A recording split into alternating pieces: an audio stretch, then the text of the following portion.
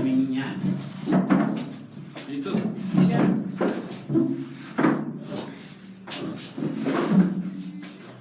Ya, Carlita.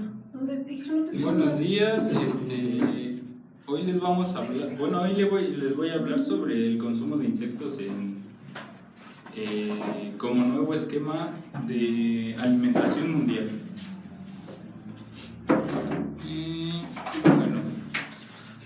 Bueno, pues primero, ¿qué podemos decir sobre el consumo de insectos? Pues el consumo de insectos en los últimos años no se ha visto muy arraigado, principalmente en países asiáticos es donde vemos esto, en Latinoamérica casi no se ve, pero podemos decir que durante mucho tiempo fue nuestro principal aporte de proteínas, principalmente o más puntualmente en la era de las cavernas, era donde consumíamos más este tipo de alimentos. Y bueno, ¿qué podemos decir? Nos dice que, bueno, son una fuente importante de macro y micronutrientes. Son fuente importante principalmente de proteínas, casi no contienen carbohidratos y contienen bastantes lípidos, principalmente omega 3 y omega 6. Bueno, son, como les dije, fuente importante de proteínas y grasas. La proteína como su principal,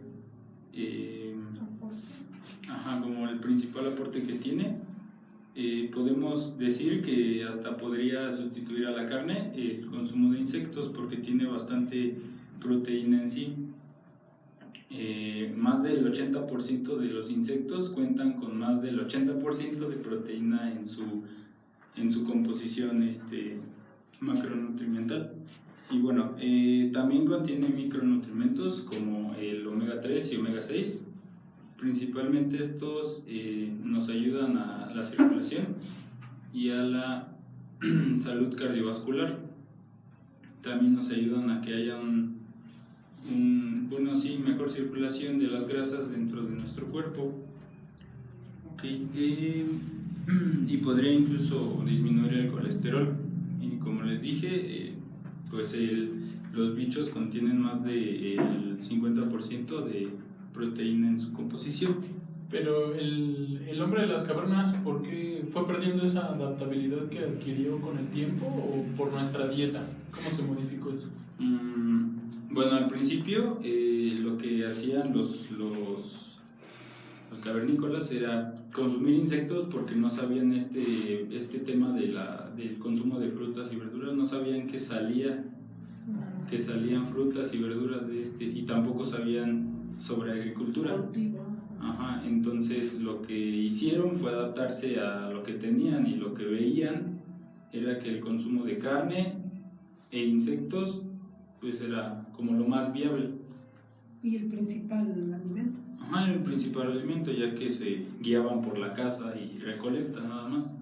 Entonces nosotros también podríamos comer insectos así sin cocinarlos. Sí, hay bastantes especies de insectos que son limpios. Pues una de las características que tienen, en la siguiente diapositiva, nos dice que no presentan un peligro para el sistema inmunológico ni para las personas. Realmente no contienen virus ni bacterias que nos afecten a nosotros. Tal vez a los insectos sí, pero a nosotros no. Porque los matas. Entonces, sí podríamos consumir insectos así. Hay muchos tipos de insectos, por ejemplo los acosiles se consumen así, sin cocinarlos. Incluso algunas especies de grillos llegan a comerse así. Directo. Directos. Y bueno, pues el consumo de insectos en el mundo. Pues hay bastantes especies, nos habla de 1900 especies que pueden ser consumidas por el ser humano. Y de entre estas, el punto importante que tocaste, pues sí, hay especies que tienen necesariamente que cocinarse, como algunas tarántulas o arañas o alacranes, o incluso retirarles sus colmillos o esto para poder consumirlos, pues si no, sí presentarían un peligro. Y bueno, esto sería todo. ¿Tienen alguna duda sobre esta diapositiva? La mayoría de los insectos tienen ellos también algunas defensas, me imagino. Uh-huh. ¿Esas defensas no te hacen mal al cuerpo a la hora de digerirlos? Pues para eso son los métodos de cocción. Como les expliqué, hay algunos que sí se pueden y otros que no se pueden. Por ejemplo, lo de los colmillos. Sí. Las tarántulas necesitan retirarle los colmillos para poder consumirlas, si no, sí presentarían un peligro. Por el veneno que tienen los colmillos, ¿no? Uh-huh. Exacto. Y bueno, pues ¿cómo prepararlos? Sabemos que hay muchas formas de preparar insectos. En los países asiáticos hemos visto que incluso los empalan y los hacen brocheta. Los hacen con caramelo, con ¿Capeados? capeados. No.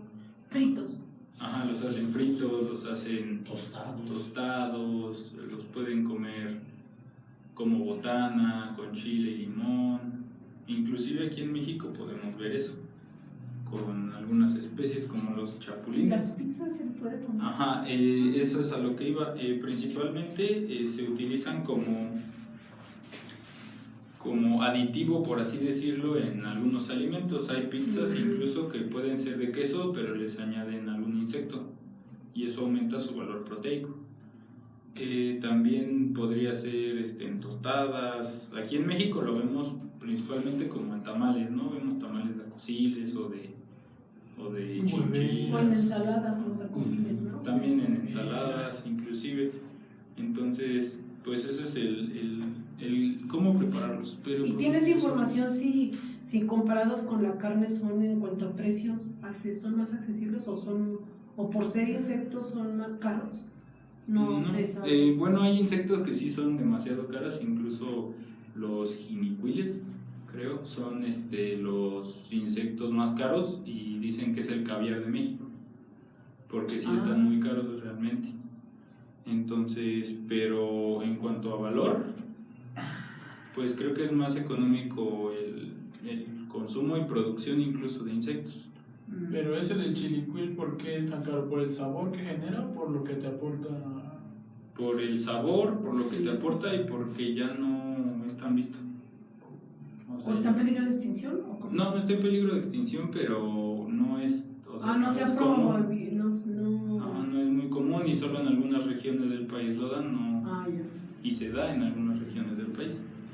Bueno, aquí, el aporte de macro y micronutrientes, principalmente los micronutrientes que nos aporta son pues vitaminas y minerales. Como les expliqué, pues los minerales que nos puede dar son los omegas, que ya les expliqué para qué nos sirven, y las vitaminas puede ser A, B y C, que ayudan principalmente a todo el sistema inmunológico. La visión, dice. Ajá, incluso, la vitamina A, no recuerdo el nombre, pero sí nos ayuda principalmente a mantener una buena visión. Muchos dicen que se contiene esta vitamina en la zanahoria, pero pues no en grandes cantidades. La vitamina A y B son como pareja en el sistema inmunológico, porque sin la vitamina A no funciona la vitamina B. E igual la vitamina C. La vitamina C pues ya es como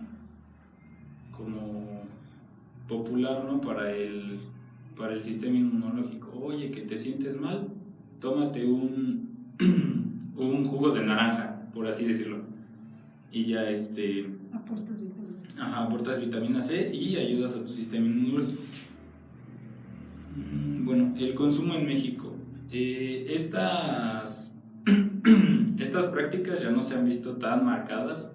En la antigüedad, con nuestros ancestros, comunidades aztecas, olmecas, zapotecas, todos ellos sí consumían alimentos y hasta se consideraba como un lujo poder consumir los insectos. Cuando, por ejemplo, un emperador o alguna persona importante iba a otra comunidad, le ofrecían este tipo de alimentos. Bueno, lo podemos ver principalmente en consumo aquí en México, en caldos, en sopas, lo podemos ver en tamales, incluso hay tacos de chicharrón con aguaciles, hay diversas formas de cómo se preparan aquí en México.